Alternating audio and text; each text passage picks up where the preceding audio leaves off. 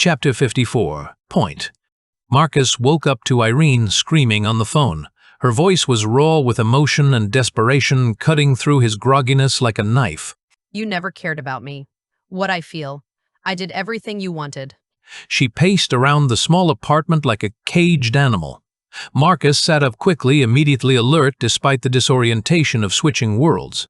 Something was very wrong. No, you listen to me for once. You can't even listen to what I'm saying. I won't go again. Irene, is everything okay? Though it was obvious that nothing was okay. Irene turned toward him with tears streaming down her face. My dad is coming. He learned I relapsed and wants to send me to rehab again. Marcus felt his heart sink. After everything they'd shared yesterday, after the progress she'd been making, the crisis was escalating in exactly the way he'd feared. What do you think?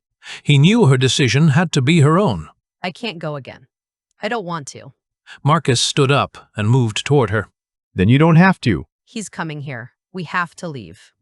She was already grabbing clothes and stuffing them into a bag with shaking hands. Let's go to my place. Though he knew it was only a temporary solution. Irene packed her bag while Marcus gathered his few belongings. His phone had been ringing constantly, and when he checked it, he saw multiple missed calls from Mr. Presley and Alex. The situation was spiraling completely out of control. They left Irene's apartment building just as Marcus spotted Mr. Presley's truck turning into the parking lot. They managed to avoid being seen by taking the back exit, but Marcus knew this was only buying them time. During the drive to his apartment, Marcus's phone continued ringing. He ignored the calls, focusing on getting Irene somewhere safe where they could figure out what to do next. When they entered Marcus's apartment, Tyler was waiting with his arms crossed and an expression of barely controlled anger.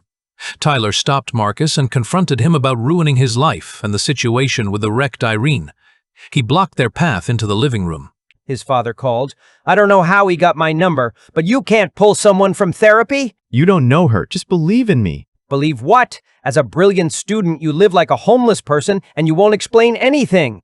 Tyler gestured at the messy apartment and Marcus's obviously deteriorating condition. Marcus felt like he was standing at the edge of a cliff.